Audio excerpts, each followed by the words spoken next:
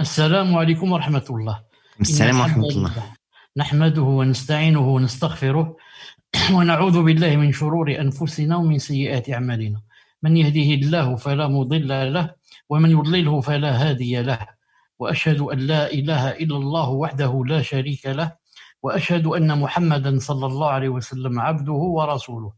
يا أيها الذين آمنوا اتقوا الله حق تقاته ولا تموتن إلا وأنتم مسلمون. يا أيها الناس اتقوا ربكم الذي خلقكم من نفس واحدة وخلق منها زوجها وبث منهما رجالا كثيرا ونساء، واتقوا الله الذي تساءلون به والأرحام إن الله كان عليكم رقيبا. يا أيها الذين آمنوا اتقوا الله وقولوا قولا سديدا يصلح لكم أعمالكم ويغفر لكم ذنوبكم، ومن يطع الله ورسوله فقد فاز فوزا عظيما. ألا إن أصدق الكلام كلام الله، وخير الهدي هدي محمد عليه الصلاة والسلام، وشر الأمور محدثاتها، وكل محدثة بدعة، وكل بدعة ضلالة، وكل ضلالة في النار. أما بعد فحياكم الله جميعا en cette soirée du dimanche. تفضل الأخ سمير si tu as la date près de toi. نعم، dimanche 26 Jumada al-Oula 1442, correspondant au 10 janvier 2021. جزاك الله خيرا. Donc حياكم الله جميعا les admins, les gens qui sont présents avec nous. On commence Inch'Allah Ta'ala dans le livre de Cheikh Al-Barjis rahimahullah Ta'ala. Donc c'est le cinquième cours Inch'Allah Ta'ala du livre Al-Mu'taqad Sahih. Al-Mu'taqad Sahih. نعم. La croyance authentique de Abd Salam Al-Barjis rahimahullah Ta'ala. Retranscription de B. Ibn Youssef, traduction des admins M. Kamal et H. Samir. Et ce livre, comme vous le savez, est expliqué par votre frère, Naam, qui vous parle maintenant en direct. طيب, on commence par une petite révision. On avait parlé la fois passée du Tawhid. Naam, on avait parlé du Tawhid, on avait dit qu'il comportait 4 grands piliers. Attester que Allah Azza wa Jal existe, sinon on est des athées. Faire l'unicité de la seigneurie d'Allah Azza wa Jal. Faire l'unicité de la divinité d'Allah subhanahu wa ta'ala. Et faire l'unicité des noms et des attributs d'Allah subhanahu wa ta'ala. Et maintenant, on est ici au 3e. Unifier Allah Azza wa Jal dans sa divinité. Alors qu'on a fait, le premier, on a fait le 2e dans la seigneurie, on a fait le 4e. Des noms et des attributs. Pourquoi c'est classé ainsi? Parce qu'on a dit que celui-là, le 4e, normalement, il est dans le 2e. Il est dans le tawhid de la seigneurie. Mais les contemporains l'ont fait sortir seul, ils l'ont dissocié pour lui donner l'importance qu'il mérite. C'est pour ça que le Barjis rahimahullah ta'ala a laissé ça en dernier. Bi'idnillahi ta'ala. طيب. Donc on commence. Reste une chose importante, c'est quoi? Quand on a dit que le tawhid se divisait en tawhid, la seigneurie, tawhid, la divinité, l'ibada, de l'adoration, et tawhid des noms et des attributs. D'où les savants se sont-ils basés pour faire comment dirais-je, pour faire le taqsim hada, pour classer ainsi. Ils sont basés sur quoi? Un verset, un hadith. Justement, vous allez voir. Un verset, Inch'Allah Ta'ala. Allah Ta'ala dit dans le Coran, Rabbu samawati wal ardi wa ma baynahuma fa'budhu wastabir li'ibadatihi. Hal ta'lamu lahu samiyya? Maryam 65. Rabbu samawati wal ard. Rabb, rububiyya. Wa ma baynahuma fa'budhu wastabir li'ibadatihi. Wa'budhu uluhiyya. Hal ta'lamu lahu samiyya? Asma wa sifat. Il est le Seigneur des cieux et de la terre et de tout ce qui est entre eux. Adore-le donc et sois constant dans son adoration. Lui connais-tu un homonyme? Maryam 65. Il est le Seigneur des cieux et de la terre et de tout ce qui est entre nous. Ça c'est quoi? C'est tawhid de la seigneurie. Il est le Seigneur des cieux et de la terre et de tout ce qui est entre nous. C'est toujours le même verset. Ensuite il a dit, adore-le donc et sois constant dans son adoration. Il demande quoi ici? Il demande le tawhid de la divinité. Il a dit adore-le et sois constant dans son adoration. Il a terminé l'aya par lui connais-tu un homonyme, lui connais-tu un semblable. Ça veut dire il n'a pas de semblable. C'est lui le majestueux, c'est lui le tout miséricordieux, c'est lui, c'est lui, c'est lui. Ça c'est quoi? Tawhid des noms et des attributs. Il n'a pas de semblable et d'homonyme. Donc c'est bien de connaître ce verset et de savoir qu'il est la base d'avoir classé comme ça le tawhid en 3 groupes, car certains peuvent te dire d'où tu détiens cela. Tu tires ça de ta tête. Tu dis non, il y a un verset qui parle d'abord Seigneur, tawhid de la Seigneurie, ensuite tawhid de l'adoration, ensuite tawhid des noms et des attributs bi'idhnillahi ta'ala. On commence sur Allah Ta'ala. Avant de commencer, donc, le titre, c'est le Mu'taqad Sahih fi Tawhid Uluhiyya. Remarquez avec moi une chose, Uluhiyya ou Ilahiyya, c'est la même chose. Donc, on est déjà à la 10e diapo. Regardez en bas à droite, on est à la 10e diapo. Il y a 34, si on a 34. Bon, la 10e, alors que c'est la première, Hadi, c'est la première. Maintenant, on va commencer le cours. Donc, si on va enlever 10, donc il reste 24 diapos. Donc, nous, Inch'Allah Ta'ala, on ne va pas les faire toutes aujourd'hui. On va faire la moitié du cours et la suite, Inch'Allah Ta'ala, ou bien demain, et si je ne peux pas demain, après-demain. Il ne faut pas que ça soit plus que après-demain. Pourquoi? Pour que, puisque on va diviser un cours en 2, pour que le lien reste entre les 2 cours, il faudrait ne pas tarder à le faire. Ne pas rester un mois ensuite faire le 2e cours. Sinon, il n'y aura plus de relation avec le premier. Donc, la suite, Inch'Allah Ta'ala, à 70% demain et à 80-90% Inch'Allah Ta'ala après-demain. Vous trouvez ça Inch'Allah Ta'ala sur le tweet et sur le site. تفضل الأخ كمال حياك الله. الله يحييكم. المعتقد الصحيح في توحيد الإلهية ومن جملة اعتقاد أهل السنة إفرادهم الله تعالى بالعبودية فلا يعبدون مع الله إلها آخر بل يصرفون جميع الطاعات التي أمر الله بها أمر إيجاب أو استحباب لله وحده لا شريك له. La croyance authentique dans l'unicité de la divinité. Parmi la croyance des gens de la Sunnah et du groupe, le fait qu'ils vouent l'adoration exclusivement à Allah. Ainsi, ils n'adorent pas d'autres divinités avec Allah. Plutôt, ils vouent tous les actes d'obéissance qu'Allah a ordonnés, que ce soit pour l'obligatoire ou le préférable, à Allah seul, sans associé. Ahsant. Parmi la croyance des gens de la Sunna, on parle aujourd'hui quoi? La croyance authentique dans l'unicité de la divinité. L'unicité de la divinité, pour vous rappeler seulement, et ce peut-être qui n'était pas présent dans les premiers cours là, cette unicité, c'est nous qui devons la faire par rapport à nous ce qu'on fait. Nous, on prie pour Allah, on fait zakat pour Allah, on fait le hajj pour Allah, on égorge pour Allah. Ça s'appelle tawhid, la divinité. Tawhid, l'adoration. Contrairement à tawhid, la seigneurie, c'est tawhid avec ce que fait Allah. C'est lui qui fait tomber la pluie, c'est lui qui donne les enfants, c'est lui qui donne la guérison, c'est lui ceci, c'est lui cela. Là, c'est la seigneurie, il est le seigneur des mondes. Je dois faire cette unicité, reconnaître qu'il est le seigneur des mondes avec ce qu'il fait, ce qu'il crée, ce qu'il. Non. Quant à le cours d'aujourd'hui, la croyance dans l'unicité, c'est ce qu'on fait nous. C'est nous qui faisons. C'est pas là ce qu'il fait lui. Donc, Al-Sunnah wal-Jama'a, qu'est-ce qu'ils font? Ils vouent l'adoration exclusivement à Allah subhanahu wa ta'ala. C'est ce qui fait la différence entre nous et les kuffars, par exemple, de Quraysh. Les kuffars de Quraysh, Abu Jahl et les compagnons, faisaient le tawhid de la seigneurie. Ils savaient que c'est Allah qui fait tomber la pluie, c'est Allah qui donne les enfants, c'est Allah qui donne le risque.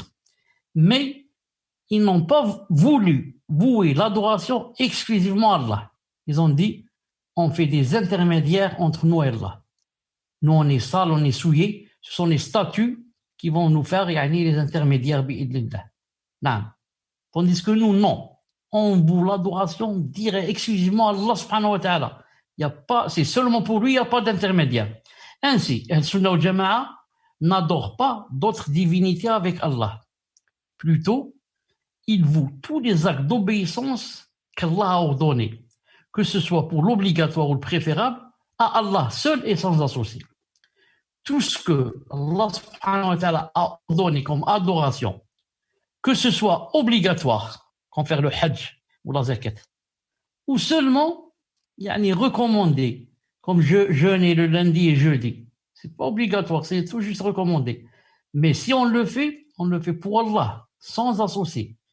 Donc, Al-Sunnah wal Jama'a ne font pas la différence par rapport à vouer exclusivement l'adoration à Allah. Ils ne font pas la différence entre l'obligatoire et le recommandé. Ils disent l'obligatoire, on le fait pour Allah, et le recommandé, on le fait pour tel marabout, tel tombe. Non, jamais. Tout pour Allah Ta'ala, Azza wa Jal.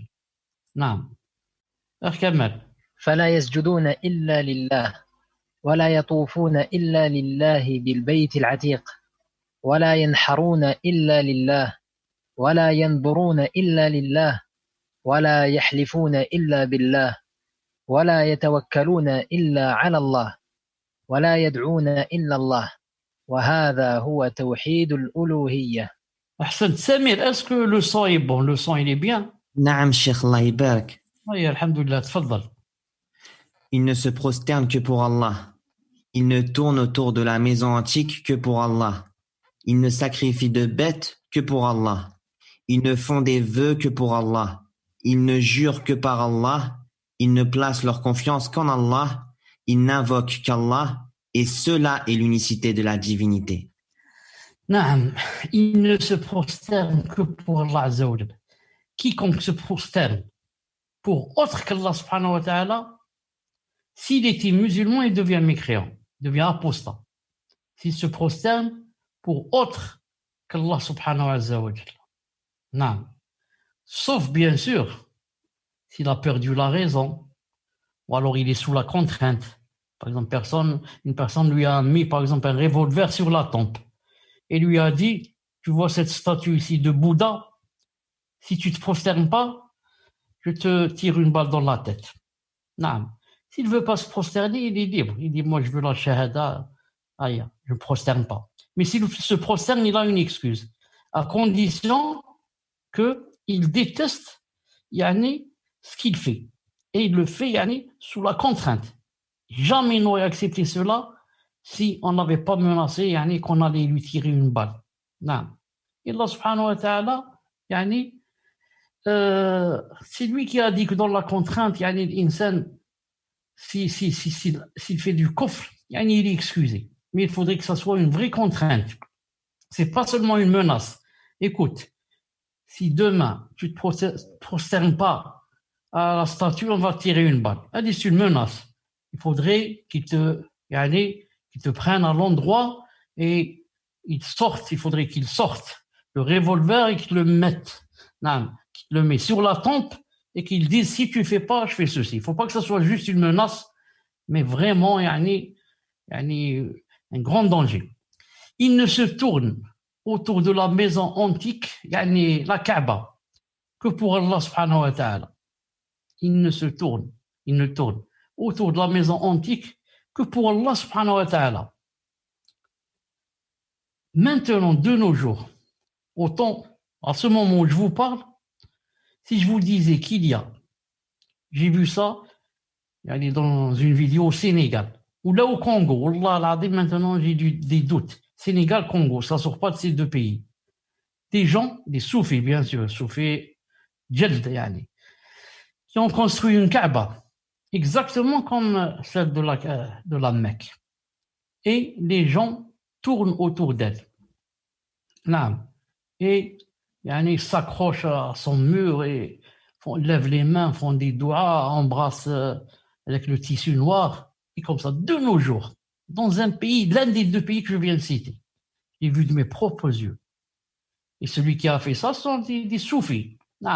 Et ils prennent de l'argent de ces gens-là pour leur avoir donné la permission de tourner autour de la Kaaba, ou bien de faire le Hajj, ou bien de faire la Umrah, tout en attestant que ici, ou la Mecque, c'est la même chose. Si ce n'est pas, ici, c'est mieux que la Mecque. Ici, tourner ici autour de cette maison, c'est mieux que de tourner à la Mecque. Ça existe dans des pays musulmans. Au Congo, je pense que c'est un pays musulman. Là, le Sénégal, c'est encore sûr que c'est un pays musulman. Non. Alors, Al-Sunnah wal Jama'a, le vrai croyant, ne tourne autour de la Kaaba que pour Allah Azza wa Jal. Allah Azza wa Jal. Vous connaissez tous le hadith de Omar ibn Khattab radiyallahu ta'ala anhu. C'est un hadith authentique. Quand on tourne autour de la Kaaba, c'est sunna aussi d'embrasser la pierre noire, si c'est possible. Si c'est possible. Non, sinon, avec la main, c'est tout. المهم, quand il s'est approché de la pierre noire, non, il a dit Wallah al-Azim, si je n'avais pas vu le prophète sallallahu alayhi wa sallam, que je t'aurais jamais embrassé. Parce que je sais que ni tu donnes du bien, ni tu fais du mal. La tanfa' wa la tadur. Non, regardez. Je ne fais des choses que pour Allah. Peut-être le caillou ou la pierre, elle va croire que je fais ça, ou là les gens vont croire que je fais ça pour la pierre. Pour Allah Ta'ala. Wallahi, si je n'ai pas vu le prophète alayhi salam faire comme ça avec la pierre, wallahi, je l'aurais pas fait. Non. Il ne sacrifie de bêtes que pour Allah subhanahu wa ta'ala. Il ne sacrifie de bêtes que pour Allah subhanahu wa ta'ala. Certains croient que si par exemple j'ai eu un enfant, ma femme n'accouche pas, elle vient d'avoir un enfant, donc je suis très content, je vais sacrifier une bête. Peut-être qu'ils vont dire que ça, c'est un sacrifice qui n'est pas pour Allah. Pourquoi il n'est pas pour Allah? Parce qu'il est pour l'enfant. Oui, mais pour l'enfant. Mais je vais égorger en disant Bismillah, et c'est pour remercier Allah Ta'ala qui m'a donné cet enfant. Il faut bien faire la différence entre égorger pour quelqu'un, je vais égorger pour ce marabout, pour qu'il lui me donne des enfants, ou là pour qu'il fasse des doigts pour moi alors qu'il est mort, pour avoir des enfants, et entre égorger pour remercier Allah subhanahu wa ta'ala. C'est permis. Je viens d'avoir un examen ou la mchaf, j'égorge une bête pour Allah subhanahu wa ta'ala, pour remercier Allah subhanahu wa ta'ala, c'est permis. Pourquoi d'ailleurs on égorge pour la haqiqa quand on a des enfants aussi? Non, c'est pour remercier Allah subhanahu wa ta'ala. Ils ne font des vœux que pour Allah subhanahu wa ta'ala. Ils ne font des vœux que pour Allah subhanahu wa ta'ala. Le vœu c'est nadr. Non. Ils ne font de vœux que pour Allah subhanahu wa ta'ala. Beaucoup de gens font des vœux, alors que le vœu à la base est ou bien haram ou bien makruh, détestable. Sinon peut-être qu'il est haram. Il ne faut pas faire de vœux. Surtout le vœu qui demande la contrepartie. C'est quoi la contrepartie? C'est dire par exemple, Ya Allah, si vous me donnez la guérison, je vais égorger une bête. Ya Allah, si vous me faites réussir à l'examen, je ferai telle chose. Je donnerai 1000 euros. Ya Allah, si j'arrive à trouver mon frère que j'ai perdu depuis des années, je jeûnerai 2 mois. Et comme ça. Tout ça, c'est pas bien de le faire. Ou bien c'est haram, ou bien c'est makruh. Surtout que c'est quoi? C'est en contrepartie. Tu dis si kada, alors je ferai telle chose.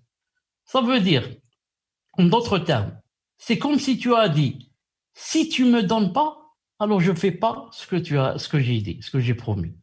Ya Allah, si vous me donnez un garçon, il n'y a que des filles.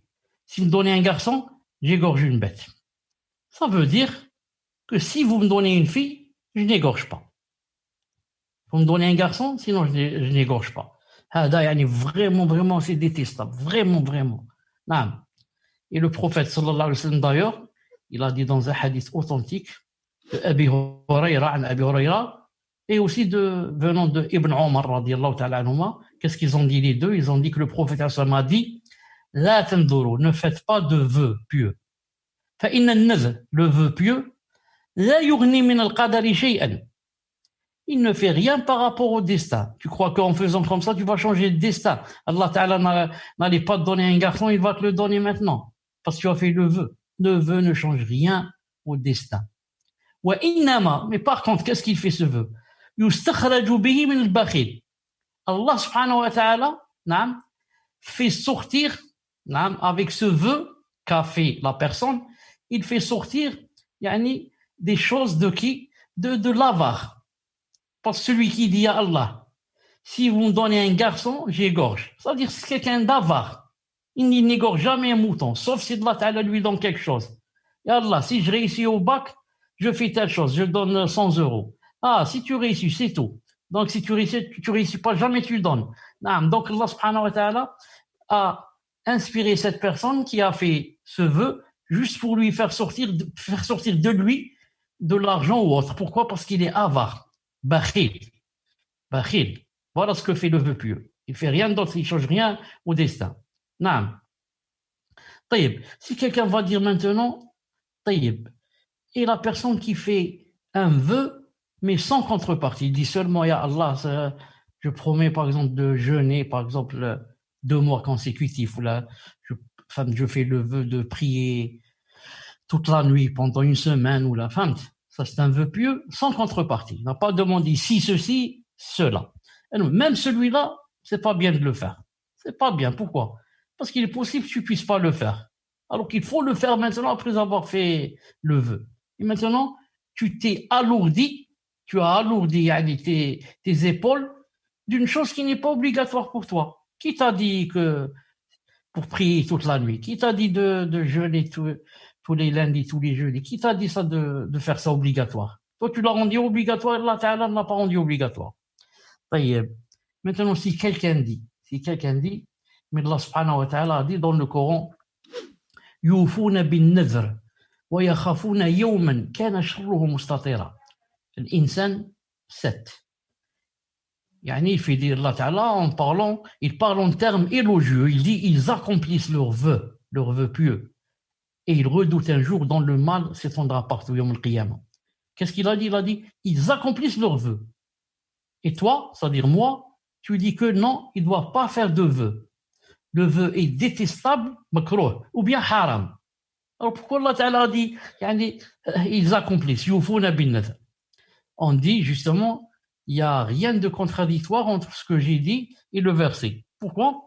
Le verset a dit que maintenant qu'ils ont fait le vœu pieux, alors qu'il ne fallait pas le faire, alors ils doivent l'accomplir. C'est-à-dire à la base. C'est détestable ou bien haram de le faire. Mais maintenant, si tu l'as fait, tu as dit Allah, si vous me donnez cette chose, je fais cette chose-là, maintenant, tu dois l'accomplir. Ils accomplissent leur vœu. Après avoir été mis dans l'intention. Voilà. Donc, j'allais dire aussi, et quand quelqu'un fait un vœu pieux, Afwan, attendez, je reviens en marche arrière, Afwan, quand quelqu'un fait un vœu pieux, il doit obligatoirement le faire. S'il ne peut pas, qu'est-ce qu'il fait? Il doit faire la kafara, l'expiation du fait de jurer. C'est-à-dire ou bien faire nourrir 10 pauvres, ou bien jeûner 3 jours. Ça, s'il ne peut pas. Mais il doit faire le vœu pieux, il doit essayer. Quand il ne peut pas, ça c'est autre chose, bi'idhnillah subhanahu wa ta'ala. Donc, ensuite il a dit, il ne jure que par Allah. Il ne jure que par Allah subhanahu wa ta'ala. Le prophète sallallahu alayhi wa sallam a dit dans un hadith authentique que quiconque jure par autre qu'Allah, il a dit faqad ashraka. Il a fait de l'associationnisme. Dans un autre hadith authentique, quiconque jure par autre qu'Allah, il a fait de la mécréance. Il a mécru. Faqad kafara, comme ça il a dit. Et ce hadith est le premier, les deux sont authentifiés par Cheikh Al-Albani rahimahullah ta'ala. Et autre chose, Abdullah ibn Mas'ud radiyallahu ta'ala dit dans un hadith authentifié par Cheikh Al-Albani dans Irwa al-Ghalil, numéro 2562. Abdullah ibn Mas'ud, qu'est-ce qu'il a dit? Il a dit que je jure par Allah en mentant. C'est-à-dire tout en étant menteur dans le fait, dans la chose où j'ai juré. Et mieux pour moi que de jurer avec autre qu'Allah en étant véridique. Comprenez? Tu jures par Allah alors que tu es en train de mentir. C'est grave, c'est pas grave, c'est grave. Mais c'est moins grave que de jurer par autre qu'Allah même si tu dis la vérité. C'est-à-dire, si j'ai par exemple, il y a quelqu'un qui vient de passer, supposons qu'il s'appelle Mohamed, il vient de passer. Toi, tu me demandes, tu n'as pas vu Mohamed? Alors que moi, je l'ai vu, il vient de passer, il m'a même serré la main. Je dis, je jure par Allah que je ne l'ai pas vu. D'après Abdullah ibn Mas'ud, c'est moins grave alors que tu as fait un grand péché. Mais ce grand péché est moins grave que le fait de dire je jure par la vie de ma mère qu'il est passé par là. Je jure par la vie de ma mère, là, par la tête de mon père, ou là, je sais pas, qu'est-ce qu'ils disent. Je jure par tel prophète, ou là, tel marabout, ou là, par la Mecque. Je jure par l'Umrah, je jure par Salah. Tout ça, c'est shirk. Shirk. Il faut jurer seulement par Allah ou bien par ses attributs. Ses attributs, c'est tout. Pas par autre chose. Abdullah ibn Saoud, qu'est-ce qu'il dit? Que je jure par Allah en mentant, c'est ahabbu ilayya, c'est mieux pour moi et meilleur que de jurer avec autre qu'Allah en disant la vérité. Pourquoi? Parce que quand tu jures avec Allah et tu as menti, qu'est-ce que tu as fait? Maximum, tu as fait un grand péché. Mais quand tu jures avec autre qu'Allah, même si tu dis la vérité, qu'est-ce que tu as fait? Tu as fait le shirk. Et le shirk, le shirk annule les bonnes choses. Toi, tu as dit la vérité, mais tu as fait du shirk. Tu as fait du shirk, tu as été véridique. Le shirk va annuler la véracité hadik. C'est annulé. Alors que quand tu as juré avec Allah, quand tu as juré avec Allah subhanahu wa ta'ala, même si tu as menti, c'est moins grave. Parce que tu as juré avec Allah, tu as fait tawhid. Et tu as menti, tu as fait un grand péché. Et le tawhid, si tu es sincère, Inch'Allah ta'ala, il va t'effacer ce que tu as fait comme péché. Quant au shirk, non. Il va t'effacer quoi? Il va t'effacer les bonnes œuvres, Inch'Allah. Donc il ne jure que par Allah. Il y a beaucoup de gens qui, jusqu'à présent, c'est plein dans la rue. Je jure par ma mère, par la vie de ma mère, par la vie de mes enfants, par la vie de mon père, par, je ne sais pas, plein de gens. Plein de shirk, plein de coffres. Et masakin, il faut leur faire da'wa. Voilà pourquoi il faut faire da'wa. Ils ont besoin de da'wa, non. Ils ne placent leur confiance. Et moi, j'avais entendu autrefois des gens qui jurent, même par quoi? Par la tête d'Allah subhanahu wa ta'ala. Comme ça, ils disent, Waras Rabbi, subhanallah, Allah al-Musta'an, la hawla wa la quwwata. Je l'ai entendu de mes propres yeux plusieurs fois. Quand j'étais enfant, j'habitais à Alger. Plusieurs fois dans le quartier, j'entendais des gens dire comme ça. C'était même la mode. C'est même la mode de jurer comme ça par la tête d'Allah subhanahu wa ta'ala. Astaghfirullah. A'udhu billah. Qu'Allah nous pardonne. Allah nous pardonne et pardonne à ces gens. Ils ne placent leur confiance qu'en Allah azza wa jal. Naam. La yatawakkalun illa ala Allah subhanahu wa ta'ala. Tawakkul, placer sa confiance en Allah azza wa jal. Il faut bien comprendre une chose. Beaucoup de gens mélangent entre tawakkul ou bien donner la procuration à quelqu'un et lui dire fais cette chose à ma place. Il croit que ça se contredit avec placer sa confiance en Allah azza wa jal. Tawakkul, c'est d'abord quelque chose, un sentiment au niveau du cœur. Tu sens dans ton cœur que seul Allah Ta'ala va t'aider, que seul Allah Ta'ala peut faire, Allah Azza wa Jal peut arriver et aboutir ce projet. Khlas, tu vas placer ta confiance en Allah subhanahu wa ta'ala. C'est pour cela, ce n'est même pas obligé de dire tawakkaltu Allah. C'est même pas obligé. L'essentiel, c'est dans le cœur. Ensuite, prendre avec les causes. Car celui qui dit le tawakkul est seulement dans le cœur, mais je ne prends pas avec les causes, il y a un feu dans la maison, un feu, là c'est un grand feu, je reste dans mon lit, j'ai placé ma confiance en Allah Azza wa Jal que je ne vais pas être brûlé. Et il ne prend pas des causes, il ne se sauve pas. Il reste dans la maison, alhamdoulilah, j'ai placé ma confiance en Allah. Ça contredit tawakkul en tout. Ça, c'est pas le tawakkul, c'est le tawakkul. Tawakkul, c'est pas le tawakkul. Donc, al-Sunnah wal Jama'a place leur confiance en Allah, Azza wa Jal. Dans le cœur, ils font les causes quand c'est possible de faire les causes. C'est pour ça que, combien de gens disent tawakkaltu Allah, alors qu'en vérité, ils n'ont pas placé leur confiance en Allah. Car le cœur est vide.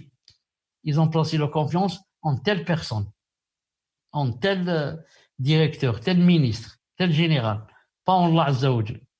Ça suffit pas de dire Tawakkul ala Allah. Il faudrait que quelque chose se place dans ton cœur. Non. Et oh, combien de gens ne disent pas la phrase Tawakkul ala Allah alors qu'ils sont muqidin, alors qu'ils ont placé leur confiance en Allah subhanahu wa ta'ala. Non. Donc, ne t'étonne pas quand tu entends quelqu'un dire Tawakkul ala Allah. On a des gens qui disent ça par habitude. 10 fois par jour, il dit Tawakkul ala Allah alors que dans son cœur, il n'y a rien. C'est faible. Et beaucoup d'autres ne disent même pas la phrase, mais vraiment, mutawakkilun ala Allah subhanahu wa ta'ala. Seul Allah ta'ala sait ce qu'ils ont dans leur cœur. Ils n'invoquent qu'Allah subhanahu wa ta'ala, ça on va y arriver. Et cela, tout ceci, c'est l'unicité de la divinité. C'est l'unicité de la divinité. Bon, ça on l'a vu, passe Allah ta'ala.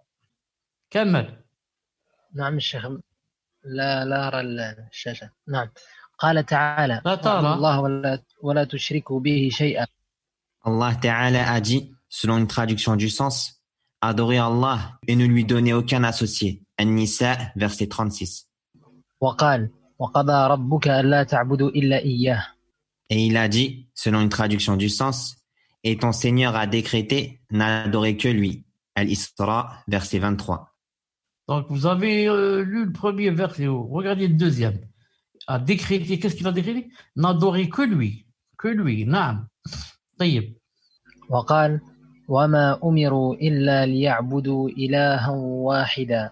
Et il a dit, selon une traduction du sens, alors qu'on ne leur a ordonné que d'adorer un Dieu unique. At-Tawbah, verset 31. Alors que on leur a ordonné que d'adorer un Dieu unique.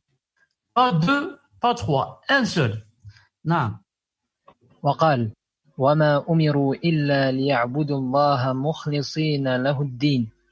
Et il a dit, selon une traduction du sens, et il ne leur a pourtant été ordonné que d'adorer Allah en lui vouant un culte exclusif. Al-Bayyina, verset 5. Regardez combien de versets où Allah Ta'ala dit qu'il n'a été décrété, ordonné que d'adorer Allah seul, lui seul, en lui vouant un culte exclusif, à lui seul. نعم. طيب. وقال: وما خلقت الجن والإنس إلا ليعبدون. ومعنى يعبدون يوحدون. Et il a dit, selon une traduction du sens, je n'ai créé les djinns et les hommes que pour qu'ils m'adorent. Al-Dhariyat, verset 56. Et le sens de pour qu'ils m'adorent et pour qu'ils m'unifient. Pourquoi Allah subhanahu wa ta'ala a décrété, ordonné qu'on doit lui vouer à lui seul le culte exclusif. On ne doit pas faire associer d'autres avec lui. Soit dans la seigneurie, soit dans la divinité. Non. Mais surtout dans la divinité. Pourquoi? Parce qu'il y a d'ailleurs un hadith dans Sahih al-Bukhari. J'avais dans mon intention de le chercher pour vous l'afficher, ensuite j'ai oublié. Ce hadith, qu'est-ce qu'il dit en ce sens? Chauffe. Imagine que la personne, par exemple, moi je vais donner un autre exemple, ensuite on va aller au hadith. Imagine que moi, par exemple, vous, on a un enfant. Donc on l'a fait grandir.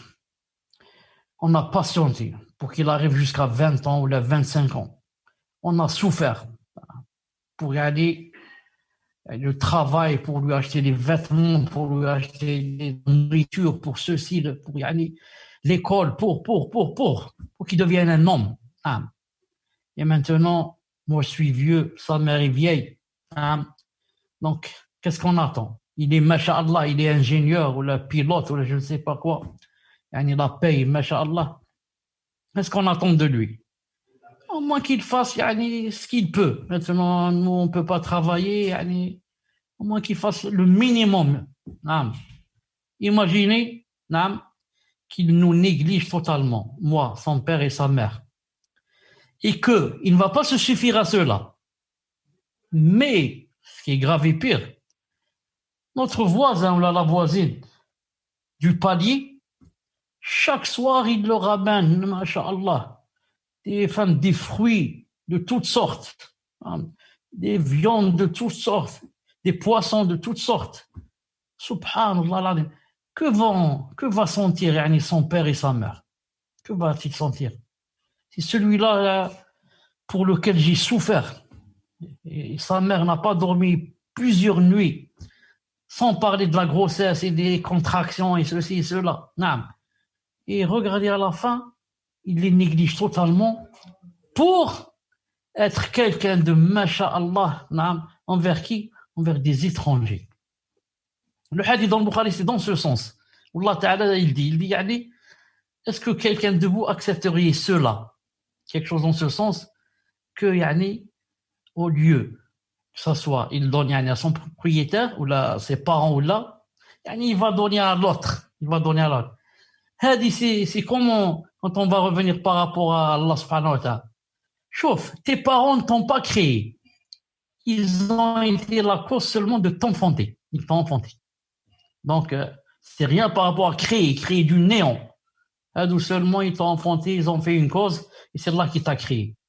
Et ils n'acceptent pas ce comportement de leur enfant. Qu'en est-il? Quelqu'un qui t'a créé, Allah Ta'ala, tu n'existais pas du tout. Si tu as maintenant 25 ans, il y a 25 ans, tu n'existais pas.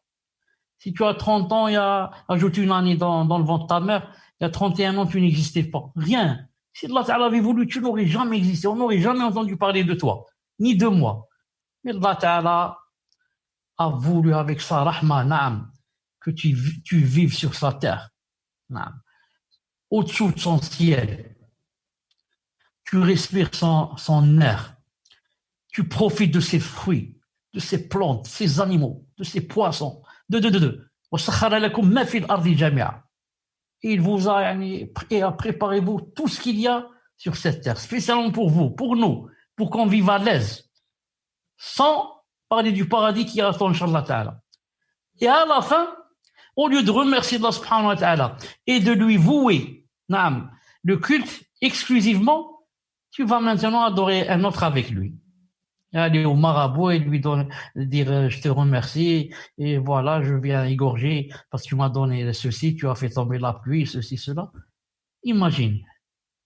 Nous, on n'accepte pas, on est rien par rapport à notre enfant, on ne l'a pas créé. On n'accepte pas s'il se comporte de la façon dont j'ai cité. Imagine Allah Ta'ala qui t'a créé, ensuite tu vas aller le délaisser, tu vas remercier d'autres gens et leur faire je ne sais pas. Voilà pourquoi Allah subhanahu wa ta'ala voudrait que le culte ne revienne qu'à lui, la ibadah ne revienne qu'à lui. Il a dit, je n'ai créé les djinns et les hommes que pour qu'ils m'adorent. Abdullah ibn Abbas a dit, c'est-à-dire que pour qu'ils me fassent l'unicité. Pas de shirk, pas de shirk. Tous les défauts, tous les vices, tous les grands péchés que tu fais, si tu ne fais pas de shirk, quand tu meurs, Inch'Allah Ta'ala, tu es sous la volonté d'Allah. Et si tu meurs musulman, même en ayant bu de l'alcool, mais en étant musulman, Inch'Allah, c'est le paradis qui t'attend. Mais attention au shirk. Allah Ta'ala ne pardonne pas le shirk. On va le voir, Inch'Allah Ta'ala. ضد التوحيد الشرك بالله وضد ذلك الشرك بالله أعاذنا الله منه وهو أعظم ذنب عصي الله به قال تعالى إن الله لا يغفر أن يشرك به ويغفر ما دون ذلك لمن يشاء ومن يشرك بالله فقد افترى إثما عظيما سورة النساء. Le contraire de l'unicité est l'association à Allah. Le contraire de cela est l'association à Allah. Qu'Allah nous en préserve. C'est le plus grand péché par lequel on a désobéi à Allah. Il a dit Ta'ala, selon une traduction du sens, Allah ne pardonne pas qu'on lui donne un associé et il pardonne, pour une chose moindre, à qui il veut. Et quiconque donne à Allah un associé commet un péché énorme. An-Nisa, verset 48. Non, je sais pourquoi le verset est parti. Donc, vous voyez avec moi, le contraire, c'est le contraire de cela, c'est l'association d'Allah. C'est le plus grand péché par lequel on désobéit à Allah, c'est le shirk. Il a dit, selon une traduction rapprochée, Allah ne pardonne pas qu'on lui donne un seul. C'est-à-dire, il ne pardonne pas le shirk. À part le shirk, il pardonne à qui il veut. À part le shirk, il pardonne à qui il veut. Et quiconque Allah donne à Allah un associé, il commet un péché énorme. Quiconque meurt sur le grand shirk, il s'est interdit le paradis ou l'ayadu billah. Alors que s'il meurt en ayant fait zina, ou en volant, ou en ayant bu de l'alcool, il est sous la volonté d'Allah. Ça veut dire qu'il y a toujours le paradis bi'idnillahi ta'ala. Reste que Allah pardonne à qui il veut. S'il veut, lui pardonne directement. Il va directement au paradis. Si Allah ta'ala ne veut pas, il le laisse d'abord entrer en enfer. Ensuite, il le laisse entrer au paradis. Mais par contre, celui qui meurt avec le grand shirk, c'est trop tard pour lui. C'est très grave. Trop grave même. Très grave, trop grave. Ça interdit le paradis.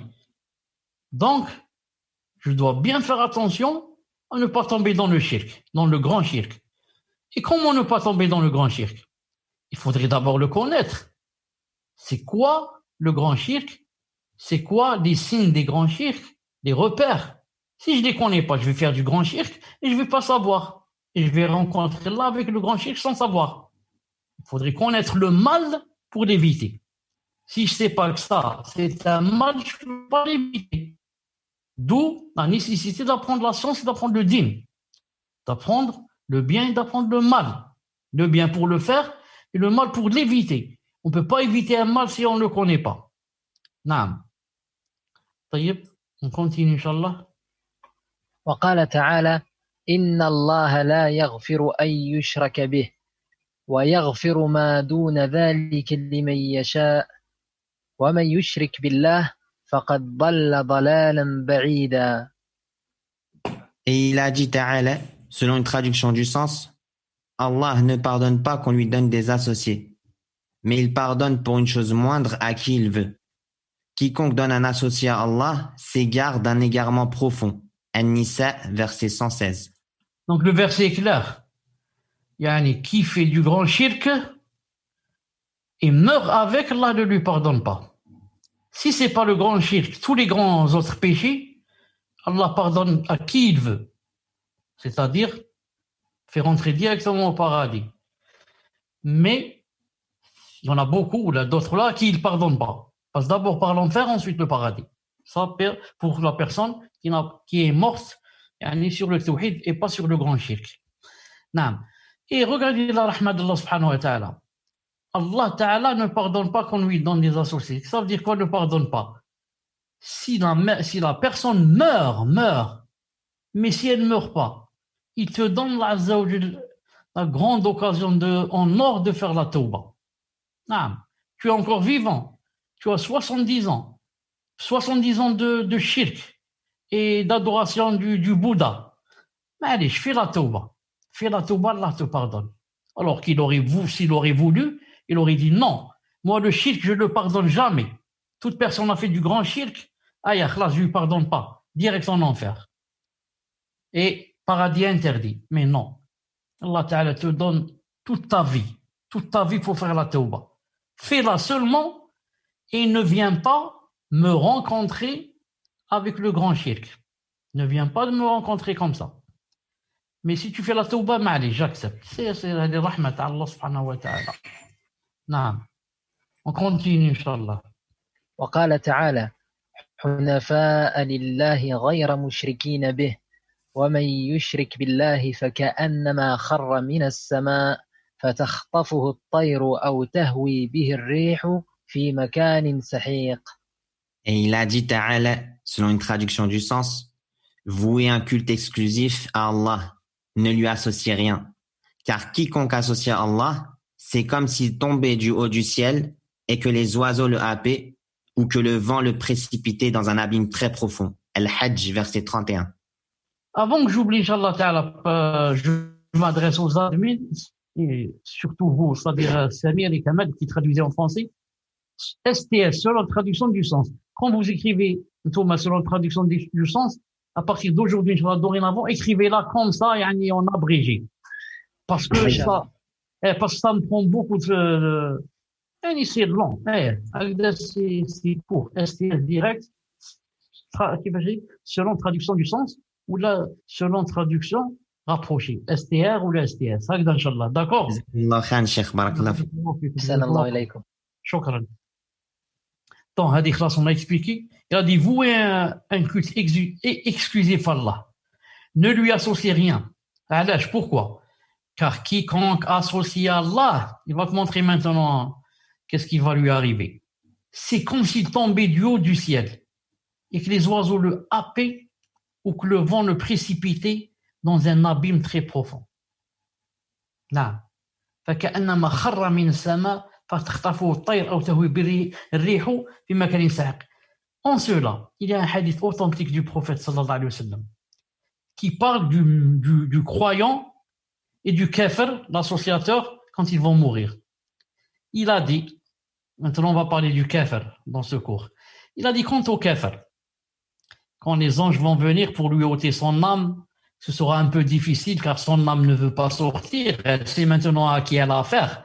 Elle a affaire à des anges qui veulent lui ôter son âme de son corps pour l'emmener vers où? Pour l'emmener vers la colère d'Allah subhanahu wa ta'ala et vers l'éternité dans Jahannam. Est-ce que ça fait plaisir ça au kafir? Donc il voudrait ne pas laisser son âme sortir. Il voudrait rester, faire rester, laisser son âme dans son corps pour vivre encore. Non, comme a dit Allah Ta'ala, tarji'una in kuntum sadiqin. Si vous êtes des véridiques, que c'est pas moi qui commande, alors vous pourrez la rendre. Tu peux rendre ton âme et ne pas la laisser sortir. Personne ne peut. Il a dit après, quand on lui fait sortir son âme très difficilement, bien sûr, on va le frapper sur son postérieur et sur partout dans son corps, sur son visage, comme a dit Allah subhanahu wa ta'ala.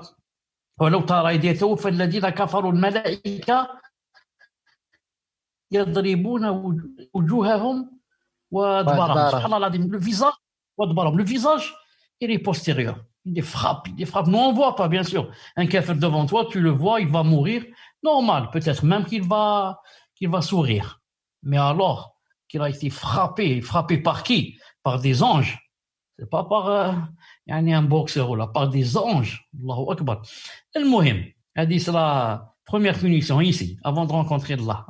Ensuite, quand ils vont monter avec son corps, ils vont arriver au premier ciel, comme a dit le prophète Islam. Le ciel, c'est quoi? C'est plein de portails. Enfin, vous croyez que c'est un vide comme ça, des nuages ou là? Je ne sais pas combien de portails pour ouvrir. Et les anges qui ouvrent.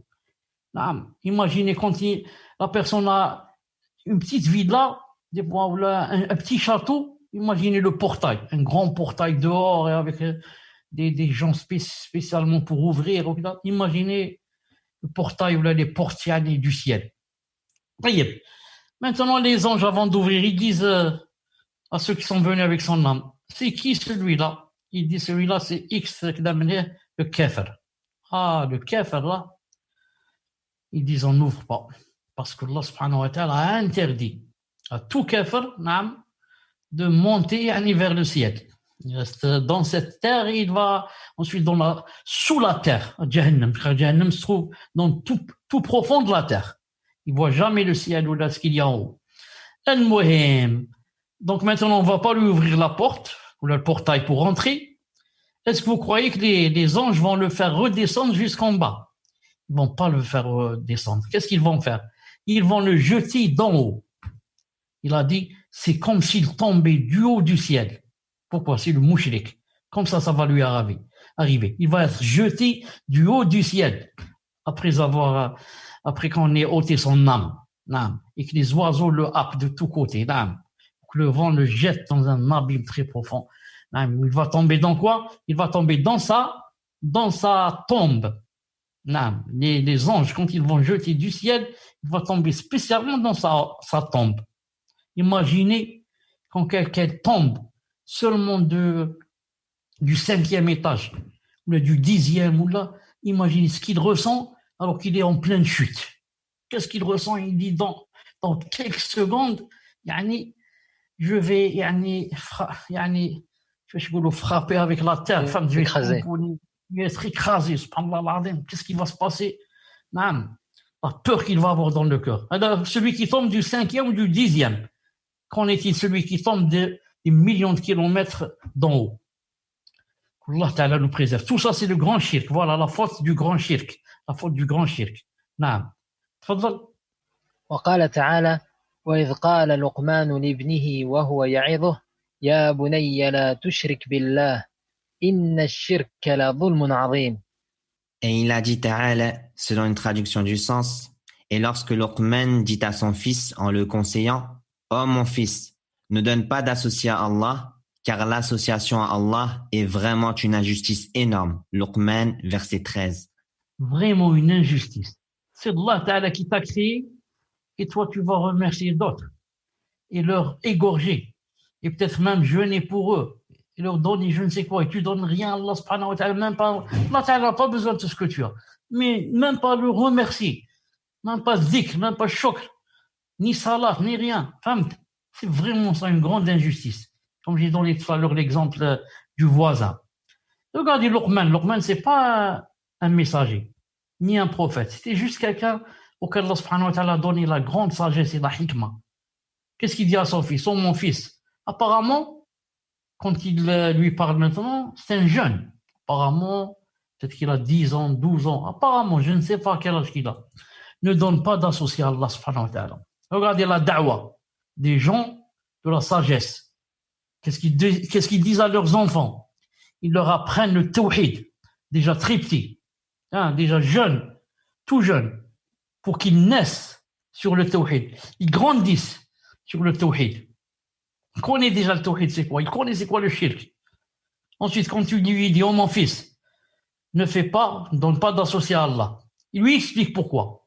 Car l'association est vraiment une injustice énorme.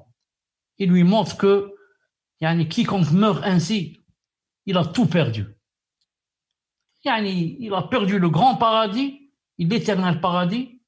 Si au moins je perds le paradis et Allah Ta'ala me rend poussière, classe, je sais plus ce qui se passe, je ne ressens rien, classe, je deviens néant. C'est pas comme ça. Tu ne deviens pas néant. Tu vas rentrer à Jahannam.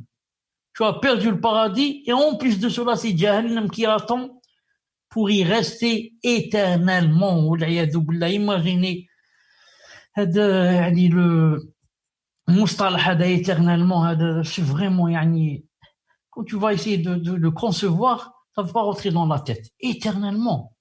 1000 ans, 2000, 3000, 100 000, 1 milliard, 10 000 milliards, 1 billion, 1 trillion, 1 non. Sans qu'il meure, ni qu'on lui diminue un peu du châtiment. Non, les deux, il n'y a pas. Ni tu meurs, alhamdoulilah, il n'y a plus rien, je ressens rien, ni on diminue du châtiment. Au contraire, à chaque fois que ta peau est brûlée, une peau neuve vient prendre sa place. Une peau neuve. كلما نضجت جلودهم بدلناهم جلودا غيرها. À chaque fois que leur peau, classe, a été brûlée et n'existe presque plus maintenant, il n'y a que l'os. Alors une nouvelle peau va venir remplacer la nouvelle pour être brûlée elle aussi. Non. Quelqu'un qui va dire, subhanallah, pourquoi tout cela, pourquoi? Non. Il y a des gens, par exemple, qui ont tué des millions de personnes, comme Hitler ou là. S'il va rentrer en enfer avec une peau comme la nôtre, il va être brûlé une fois, par exemple, pour une personne qui l'a tué. Et les millions, les 6 millions, là, 12 millions, là, comment il va payer?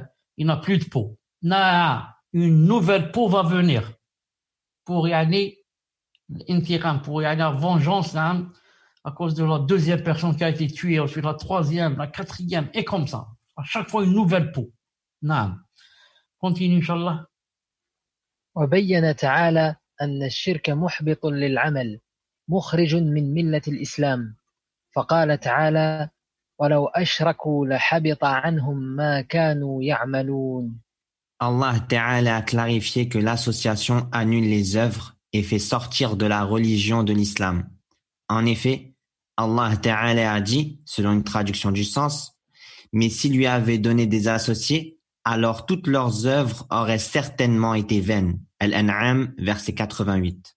Et pourtant ici, s'il lui avait donné des associés, il parle des messagers. Il a cité quelques messagers, ensuite il a dit, Mais s'ils lui avaient donné à Allah subhanahu wa ta'ala des associés, alors leurs œuvres auraient été certainement vaines, malgré qu'ils sont des prophètes ou des messagers. C'est pour ça qu'Allah Ta'ala a parlé directement au prophète alayhi salam et lui a dit وَلَقَدْ أُوحِيَ إِلَيْكَ وَإِلَى الَّذِينَ مِنْ قَبْلِكَ لَإِنْ أَشْرَكْتَ لَيَحْبَطَنَّ عَمَلُكَ وَلَا تَكُونَ مِنَ الْخَاسِرِينَ. Non, Allah Ta'ala a dit spécialement au prophète alayhi salam, il t'a été révélé que لَإِنْ أَشْرَكْتَ, que si tu fais du shirk et de l'association, que tes œuvres seront vaines. Toi, ya Muhammad, la meilleure créature. Toi, ya Muhammad, Ibn Abdillah, la meilleure créature, le meilleur messager. Si tu fais du shirk, toutes tes œuvres seront vaines. Alors, qu'en est-il si les autres vont faire du shirk? Les autres, qui ne sont ni messagers ni rien. Qu'en est-il? وقال تعالى ولقد أوحي إليك عفوا je savais pas que le verset allait venir. تفضل. وقال تعالى ولقد أوحي إليك وإلى الذين من قبلك لئن أشركت ليحبطن عملك ولا تكونن من الخاسرين. Et il a dit Ta'ala, selon une traduction du sens, en effet, il t'a été révélé, ainsi qu'à ceux qui t'ont précédé, si tu donnes des associés à Allah, ton œuvre sera certes vaine, et tu seras très certainement du nombre des perdants. Az-Zumar, verset 65. Chauffe. Allah Ta'ala parle avec le prophète sallallahu alayhi wa sallam, la meilleure créature. Il t'a été révélé, ainsi qu'à ceux qui t'ont précédé, bien sûr, que toi, ya Muhammad, si tu donnes des associés à Allah, ton œuvre sera certes vaine. Et tu seras très certainement du nombre des perdants. Pour nous faire peur, Allah subhanahu wa ta'ala n'a pas quelque chose qui s'appelle piston ou autre. Muhammad, c'est la meilleure créature. C'est le bien-aimé, l'élu, c'est. Mais si jamais il fait du shirk, il n'y a pas de différence entre lui et les autres personnes. Donc si le prophète sallallahu alayhi wa sallam va faire du shirk, Allah ne va pas lui pardonner. Alors qu'en est-il moi qui ne vois rien? Alors qu'en est-il moi? Mohammed alayhi salam, il ne va pas lui pardonner. Il ne lui pardonne pas. Est-ce qu'il a pardonné à son père quand il a fait du shirk? Est-ce qu'il a pardonné à sa mère? Est-ce qu'il a pardonné au père d'Ibrahim parce qu'il a fait des doigts? واغفر لأبي إنه كان من الضالين ولا تخزني يوم يبعثون يوم لا ينفع مال ولا بنون إلا من أتى الله بقلب سليم. Qu'est-ce qu'il a dit? واغفر لأبي, pardonne à mon père, il faisait partie des égarés. Est-ce qu'il va lui pardonner? Il ne va pas lui pardonner. Il va le mettre sous la forme d'un dab'. C'est un animal qui ressemble un peu au chien, et il va le jeter en enfer. نعم. طيب. وفي صحيح مسلم عن جابر بن عبد الله رضي الله عنه أن رسول الله صلى الله عليه وسلم قال من لقي الله لا يشرك به شيئا دخل الجنة ومن لقيه يشرك به شيئا دخل النار. Cher, juste avant de reprendre, ça fait 1 heure qu'on a débuté le cours, pour vous prévenir, faqat. Allah jazakallah khair. Yeah, comme cher. On va arriver au 20e, je crois qu'on arrête. Fadlal. Naam. Dans Sahih Muslim, d'après Jabir ibn Abdillah, radiyallahu anhu, le messager d'Allah, alayhi salatu wassalam, a dit: quiconque rencontre Allah sans rien lui associer entrera au paradis. Et quiconque le rencontre en lui associant quelque chose entrera au feu. Quiconque rencontre Allah sans rien lui associer entrera au paradis. Mais ne veut nullement dire qu'il entrera directement sans passer par l'enfer. Car il est Allah Ta'ala ici t'a promis, et Allah ne change pas de promesse, que si tu le rencontres sans rien lui associer, il te fera entrer au paradis. Mais il t'a pas dit je te fais rentrer directement si maintenant tu as fait beaucoup de grands péchés, par exemple, et il ne te pardonne pas. Beaucoup d'autres péchés qui ne sont pas le shirk. L'alcool, la drogue, l'homosexualité, beaucoup de choses. Mais, alhamdoulilah, il t'a promis que, puisque tu n'as pas fait de shirk en le rencontrant, donc ta finalité, tu seras au paradis, Inch'Allah. Et le musulman fait des doigts pour que il aille directement, Inch'Allah, au paradis sans passer par l'enfer. Et quiconque le rencontre en lui associant quelque chose, celui-là, il entrera au feu, pas de paradis. Il n'a pas cité le paradis ici, il a dit au feu. Non. C'est pour ça qu'il faut faire beaucoup attention au shirk. Il faut bien connaître c'est quoi le shirk. Pourquoi Al-Sunnah wal Jama'a et nahnu, Inch'Allah, je dis Inch'Allah, les salafiyoun.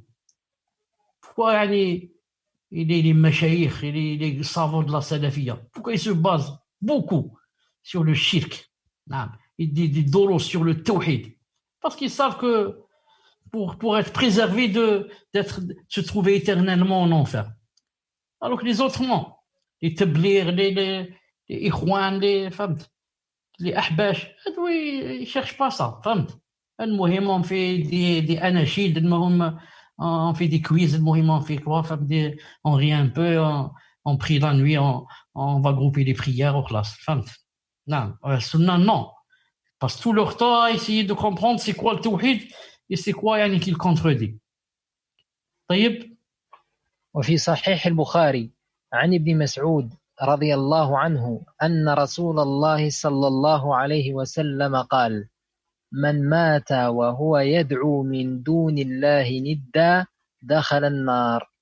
Dans Sahih al-Bukhari, d'après Ibn Mas'ud, radiallahu anhu, le messager d'Allah, sallallahu alayhi wa sallam, a dit: celui qui meurt alors qu'il invoquait un égal en dehors d'Allah rentre dans le feu.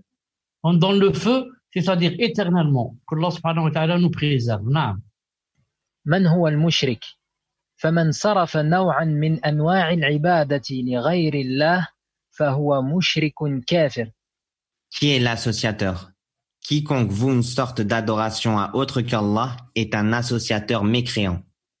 الدعاء لا يصرف إلا لله فالدعاء عبادة أمر الله بها فمن دعا الله وحده فهو موحد ومن دعا غير الله فقد أشرك. L'invocation ne doit être vouée qu'à Allah. L'invocation est une adoration qu'Allah a ordonné de pratiquer. Quiconque invoque Allah seul est un monothéiste et quiconque invoque autre qu'Allah aura commis de l'association. Pour dire que l'invocation c'est très très important. نعم تفضل. قال تعالى: ولا تدع من دون الله ما لا ينفعك ولا يضرك فإن فعلت فإنك إذا من الظالمين. Allah Ta'ala a dit, selon une traduction du sens, et n'invoque pas, en dehors d'Allah, ce qui ne peut te profiter ni te nuire. Et si tu le fais, tu seras alors du nombre des injustes. Yunus, verset 106. On va revenir un peu marche arrière ici. Voilà, من هو المشرك؟ من هو المشرك؟ هذا, c'est-à-dire pourquoi on revient un peu en arrière, pour laisser ça pour le prochain cours, Inch'Allah Ta'ala. Reste maintenant une chose, Inch'Allah Ta'ala. Donc, prochain cours, Inch'Allah Ta'ala, demain après-demain, c'est du début. C'est qui le mouchrik? On va faire maintenant une remarque. Qu'est-ce que tu dis ici, Samir? Remarque d'un élève, hafidahullah. Voilà. Un élève a fait une remarque, je voudrais la partager avec vous. Peut-être qu'il y en a beaucoup aussi qui, eux aussi, ont eu cette remarque. Donc, on va voir, Inch'Allah Ta'ala. Voilà, il a écrit une lettre. Samir, tu dis, Inch'Allah Ta'ala. Assalamu alaikum wa rahmatullahi wa barakatuh. Chers frères admin, j'espère que vous allez tous bien. Je suis un frère qui écoute le Cheikh Chalabi, qu'Allah le préserve. En écoutant la série de cours de notre Cheikh, j'ai remarqué qu'il a utilisé un exemple pour nous expliquer qu'Allah le Tout-Puissant ne peut pas avoir d'ombre. L'exemple erroné se trouve dans le passage du cours numéro 1 de la série sur le résumé de la biographie du prophète alayhi salatu wassalam et de ses 10 compagnons radiyallahu anhum. 6 minutes, à partir de 6 minutes, 40 secondes, jusqu'à la 7e minute et 5 secondes. Comme le cheikh nous l'a appris à travers ses cours, on ne peut pas faire d'analogie ou de ressemblance en ce qui concerne les noms et attributs d'Allah avec ses créatures. Donc, non, on vient de sortir. Dans une seconde, je reviens. Comment faire pour revenir? Allez, on était là. On était dans celle-là. On était là. On était là, n'est-ce pas, ça? Naam, Cheikh.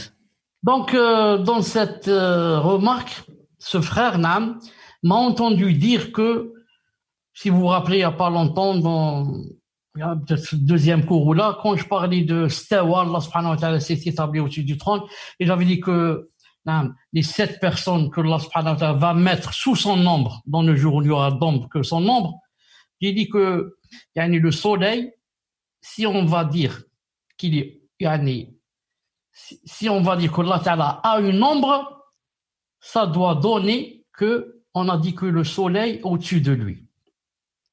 Et ce frère a dit qu'on ne peut pas dire une phrase pareille. Il a dit parce qu'on a fait de l'analogie et de la ressemblance en ce qui concerne les noms et les attributs. Ça veut dire qu'on ne doit pas dire cela. On ne doit pas dire que si on va dire qu'Allah a de l'ombre, ça veut dire que le soleil se trouve au-dessus de lui.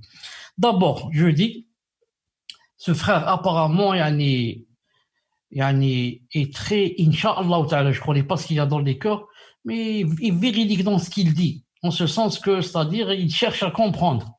Et pour lui, il y a une erreur, donc il voudrait corriger Billah Azza wa Jal. Et parmi, quand on fait une petite analyse, les mots, par exemple, qu'il a employés, les mots qui contiennent de l'éloge, je suis un frère qui écoute le Cheikh Chalabi, c'est pas qui écoute, par exemple, Chalabi. Ensuite, qu'Allah le préserve. On écoute de notre Cheikh, Naam. Ensuite, Naam, il a dit l'exemple erroné. Erroné, c'est-à-dire faux. Naam. Erroné se trouve donc là. Donc ici, on est allé un peu vite, Naam, pour lui, mais pour lui, il n'est pas allé vite parce que pour lui, l'exemple est faux. Naam, c'est pour ça qu'il a dit erroné. J'avais dit, si vous vous rappelez, il y a longtemps, que quand on veut corriger, si vous vous rappelez, on a pris ça de Cheikh Ibn Uthaymin, quand il a expliqué Hidayat Talib al-Ilm de Zayd Abi Bakr, on avait dit que on ne dit pas, par exemple, vous avez dit. On ne dit pas au Cheikh vous avez dit, mais on dit on a dit. Comme ça, on partage la responsabilité. On a dit dans le cours passé que le soleil et bien sûr, pour moi, peut-être c'est pas clair ou là c'est pas juste ou là. Donc là, il a été clair. Il a dit l'exemple est erroné. Et voilà où il se trouve dans tel et tel passage. Et on ne peut pas faire d'analogie comme moi-même je l'ai dit. Il dit comme moi-même je l'ai dit. Naam. Continue, Samir. Naam. Par conséquent, on ne peut pas utiliser l'exemple du soleil pour nous faire comprendre que pour avoir une ombre, il faut un soleil au-dessus de nous. Or, il n'y a rien au-dessus d'Allah, donc Allah ne peut pas avoir d'ombre. Cet exemple fait l'analogie entre les créatures et Allah. Allah pourrait avoir une ombre sans soleil car rien ne lui ressemble. Donc pour le frère, l'exemple que j'ai donné est faux. Pourquoi? Car cet exemple fait le qiyas, il fait l'analogie entre les créatures et Allah. Il dit qiyas, puisque les créatures ont, s'ils ont de l'ombre, ça veut dire le soleil au-dessus d'eux. Donc, Allah aussi, si on va dire là de l'ombre, ça veut dire le soleil au-dessus de lui. Pour information, j'ai bien compris qu'Allah n'a pas d'ombre, car le hadith parle d'une ombre créée par Allah, où ces ombres sont 30 d'après un autre hadith. Je signale juste l'exemple du soleil qui a été choisi, qui me semble une erreur. Ici, il dit, il me semble, Naam, il n'est pas très sûr. Au début, il avait dit qu'il était erroné. Maintenant, il descend d'un cran. Il dit, il me semble. Peut-être qu'il a un peu de doute. Désolé pour la longueur du texte. Moi, j'aurais répondu directement à ce frère en lui envoyant la réponse à lui, mais j'ai préféré faire profiter les autres qui, peut-être eux, ont pensé la même chose que lui, ou peut-être lui, je ne sais pas, peut-être qu'il a dû aussi envoyer ça à un ami ou à un frère, ou là, lui dire, le cheikh s'est trompé dans ça. Donc, l'autre aussi a une shubha. Donc, voilà la réponse, Inch'Allah Ta'ala. Voilà la réponse, Allah Ta'ala. Je laisse Cheikh Ibn Uthaymin, rahimahullah Ta'ala, lui, c'est lui qui va répondre.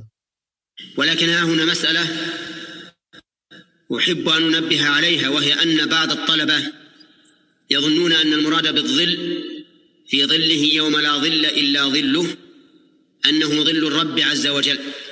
Il y a là un sujet sur lequel je voudrais attirer l'attention, c'est que certains étudiants croient que ce qui est voulu de l'ombre, dans son ombre, le jour où il n'y aura que son ombre. Ils croient que c'est l'ombre du Seigneur Azza wa Jal. هذا ظن خاطئ جدا لا يظنه إلا رجل جاهل. Et ceci est une fausse conjecture. Et ne pense cela qu'un homme ignorant. المعلوم أن الناس في الأرض وأن الظل هذا يكون من الشمس عن الشمس فلو قدر أن المراد به ظل الرب جل وعلا لازم من هذا أن تكون الشمس فوق الله. Or, c'est connu que les gens sont sur la terre et que cette ombre provient du soleil. Alors, si on va supposer que cette ombre, c'est l'ombre d'Allah subhanahu wa ta'ala, ça va donner absolument que le soleil se trouve au-dessus. Vous avez bien entendu ce qu'a dit Cheikh Ibn Othaymin. C'est pas il a dit ce que j'ai dit. Moi, j'ai dit ce qu'il a dit lui. Parce que moi, quand j'ai dit ça dans le cours, j'avais lu ça chez lui il y a des années. Mais il m'est pas venu à la tête que c'est lui qui a dit ça. J'ai oublié. Ça, c'est devenu maintenant de ma thaqafa à moi. Mais je savais que c'était un savant qui a dit ça, mais qui exactement, j'ai oublié. C'est pour ça que dans mon cours, j'ai pas cité Cheikh Ibn Othaymin. Mais j'étais sûr de ce que je disais. Cheikh Ibn Othaymin, vous l'avez entendu lui-même, il dit que si on va dire qu'il a de l'ombre, ça veut dire que le soleil est au-dessus de lui. Donc, il n'a pas fait rentrer ça dans l'analogie ou bien ceci ou bien cela. Voilà, Inch'Allah Ta'ala, pour le cours d'aujourd'hui. On va se rencontrer, comme j'ai dit, demain ou après-demain, bi'idnillahi ta'ala. Subhanak Allahumma bihamdik, ashhadu an la ilaha illa ant, astaghfiruka wa atubu ilayk. Assalamu alaykum wa rahmatullahi wa barakatuh. Alaykum assalam. Jazakallah khairan, Cheikh. Barakallah fikum, Cheikh. On était très contents de reprendre les cours. عليكم السلام ورحمة الله وبركاته. مرحبا يوسف، بارك الله فيكم جميعا. نعم، جزاكم الله خيرا، شكرا.